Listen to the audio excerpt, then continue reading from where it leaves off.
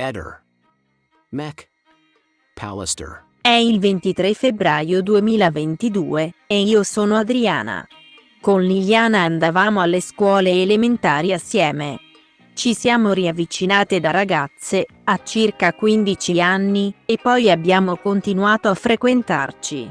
Uscivamo per andare a prendere un caffè e fare due chiacchiere. Ero io, di solito, che la chiamavo. Era una donna riservatissima, non si è mai confidata con me più di tanto. Si parlava del più e del meno. Alle volte siamo usciti a cena con lei e suo marito Sebastiano, anche insieme ad altri amici.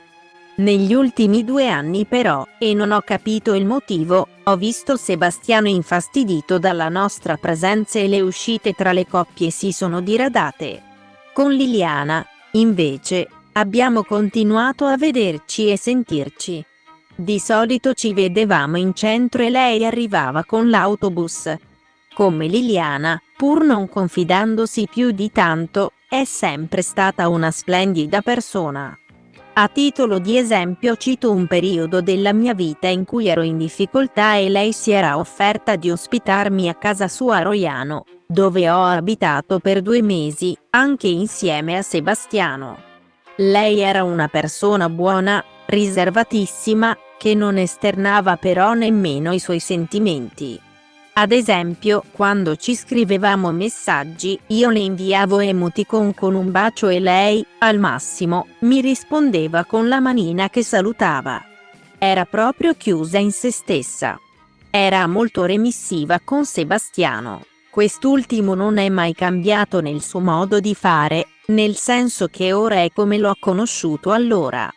Anche quando abbiamo coabitato era sempre uguale, decideva lui cosa fare con Liliana ma non lo faceva con prepotenza, era semplicemente Liliana che lo accontentava in tutto. Lui decideva andiamo là piuttosto che da un'altra parte e così facevano. Nei confronti di Sebastiano, come appena detto, Liliana era remissiva e lo accontentava in tutto. E non li ho mai visti discutere animatamente. Liliana non mi ha mai confidato di avere avuto un rapporto sentimentale con un altro uomo. Ho sentito parlare di Claudio Sterpin in quest'ultimo periodo ma non sapevo che avesse un rapporto con Liliana. Liliana l'ho vista per l'ultima volta la sera prima che sparisse a cena, a casa di amici comuni. Quella sera Liliana mi è sembrata di una tristezza anomala. Ho incrociato il suo sguardo ed ho visto un malessere interiore che non avevo mai visto prima. Era proprio tanto triste. È stato un attimo però ho percepito un senso profondo di sofferenza. Non ne abbiamo comunque parlato. A fine cena siamo scesi in strada assieme e Liliana, come sempre, mi ha salutato abbracciandomi e baciandomi. Sebastiano invece no, anche lui come sempre. Poi io e mio marito ci siamo incamminati e quest'ultimo, girandosi, mi ha detto che Liliana e Sebastiano li aveva visti rimanere sotto il portone a parlare. Non sono una gran osservatrice, siccome però abbiamo frequentato le saune assieme vedevo che toglieva tutto quello che indossava, anche la fede. Era sempre piena di anelli e braccialetti, per cui, a tal proposito, credo portasse sempre anche la fede. Ho pensato tante volte a che borsa avesse quella sera ma non lo ricordo. Liliana non mi aveva mai parlato di luoghi in sua disponibilità, non sapevo nemmeno che cercasse casa e volesse cambiare appartamento. Non l'ho mai osservata con attenzione, posso dire però che non l'ho mai vista bere da una bottiglietta d'acqua quando eravamo assieme. E non l'ho nemmeno mai vista prendere qualche farmaco. Non so se frequentasse qualche studio di estetista e se si fosse sottoposta a depilazione definitiva in qualche parte del corpo, però quando andavamo in sauna era sempre a posto ed era una donna che si curava molto nell'aspetto. Non ho mai fatto caso a che chiavi portasse con sé. Non ho notato quanti telefoni avesse, però posso dire che una volta mi ha detto di aver cambiato numero e mi aveva dato quello nuovo. Liliana non mi ha mai parlato di una sua frequentazione dell'ex OPP a Trieste come luogo di passeggio, né mi ha mai confidato di frequentazioni di posti particolari con altri uomini. Era molto riservata. Non so nemmeno se Liliana avesse qualche posto in disponibilità a San Giovanni o conoscesse qualcuno che abita nella zona dell'ex OPP. Capitava che le chiedessi io cosa avesse fatto nel weekend o altre cose del genere, non saprei però i particolari di ogni giorno. Che ricordi, non tornava mai a casa tardi. Quando ci trovavamo, era solita andare a casa verso le 17. Avevo intuito che quello fosse il momento in cui anche Sebastiano rientrava a casa. Il numero di Liliana l'ho cancellato, ricordo che era un numero con tanti 8. Sono stata a casa di Liliana e Sebastiano ma non so dove posasse la sua borsa. So che andava d'accordo con il fratello Sergio, vedevo anche che si sentivano spesso al telefono, anche quando eravamo assieme è capitato che passassimo da lui. Ricordo anche che una volta mi ha detto che dovevamo passare da lui perché era rimasto in bolletta, nel senso che doveva dargli dei soldi. Ho invece percepito che non andava d'accordo con Piergiorgio, il figlio di Sebastiano. Ricordo che una volta, dopo che Piergiorgio aveva chiuso definitivamente il proprio locale, le avevo chiesto come andasse con lui e lei mi aveva risposto che non voleva saperne nulla.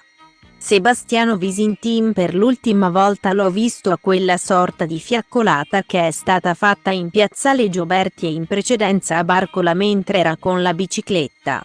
Mi aveva telefonato anche la sera del 14 dicendomi che Liliana era sparita. Lily aveva un atteggiamento di remissione e servilismo nei suoi confronti, lo curava tanto, non ricordo episodi in particolari ma non l'ho mai visto autoritario in tal senso. Era piuttosto lei che lo serviva. Non so se la coppia Visintin-Resindric avesse la disponibilità in casa di denaro contante. So che lui arrotava coltelli e che a tanti clienti, a volte, invece di pagarlo, lo retribuivano con la spesa offrendogli una cena. Liliana non mi ha mai confidato che dava dei soldi a Piergiorgio.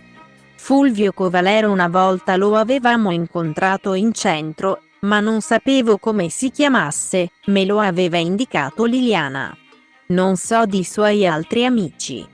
Sinceramente pensavo che Liliana si fosse suicidata e ciò l'avevo dedotto dal fatto che lei, nonostante tutto, era una donna determinata e se avesse deciso di farlo, l'avrebbe fatto. Mi sono fatta l'idea che lei si fosse trovata ad un bivio e non sapeva più cosa fare. Prestata da Sterpin da una parte in difficoltà a lasciare Sebastiano. Questo l'ho anche pensato perché durante il Covid, parlando di quello che stava succedendo, lei aveva detto che non aveva paura di morire perché la sua vita l'aveva ormai già fatta. Sempre per un mio pensiero, credo che lei si fosse abbagliata della nuova presenza dello Sterpin ma avesse anche messo sul piatto della bilancia il fatto che era una scelta di vita che sarebbe durata poco tempo. Vista l'età di quest'ultimo. Di Sebastiano penso che è malato di protagonismo, vuole essere sempre al centro dell'attenzione.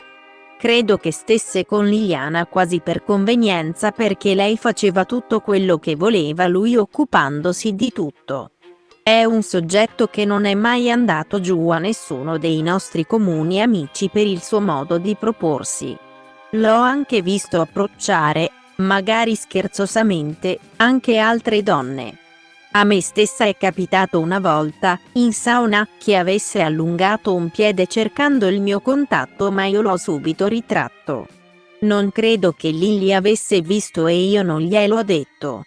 Che fosse una coppia aperta dal punto di vista sessuale sinceramente l'ho pensato per come si comportava Sebastiano anche alla presenza di Liliana.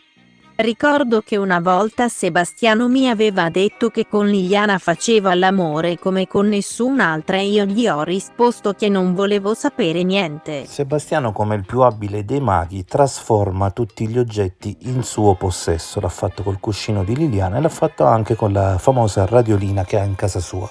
Alla sua amica giornalista ha fatto vedere questo dispositivo. Guardate bene, l'antenna alta, quella lunga, si trova all'estrema sinistra dello stesso dispositivo. Nel dispositivo famoso, quello che fu ripreso sul cuscino di Liliana e di cui tutti noi ci interrogammo, se notate bene invece l'antenna lunga si trova centrale o comunque non di sicuro a sinistra.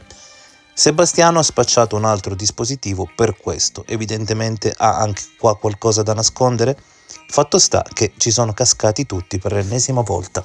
Ehi, non dimenticare di iscriverti a questo canale.